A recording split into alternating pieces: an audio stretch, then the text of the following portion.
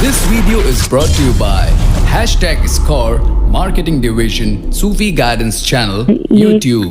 एक औरत हमारे घर के जो एक लड़की कुछ गैर महरम से अचानक देखी तो उसे भूखा रह के उसे कत्ल कर दिया. ये हकीकत है.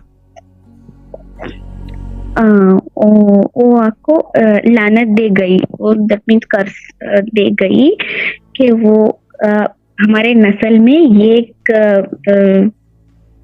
जो है चले आता है वो, तो वो ये कंसीव ही नहीं होएगी. वो अब तक ही मैंने देखा है, दो जनरेशन के लोगों को देखा है. और ये एक जो प्यूबर्टी जिसे कहते हैं ना, बालिग ही नहीं होगी, वो भी होता है. मैंने बताया ना, हकीकत है, मुझे पता है. कर्स है ना, बद्दुआ है. हाँ, या कर्स है, बद्दुआ है, कर्स है. क्योंकि नाजायज हुआ है ना, नाजायज हो गया ना. जी, वो स्टॉप करने के लिए कुछ वो देखें कि जिसके साथ है वो खुद राब्ता करेगा. आपका बच्चा है, माशाल्लाह से ज्यादा चक्करों में ना पड़े, ठीक है ना. जी ओके.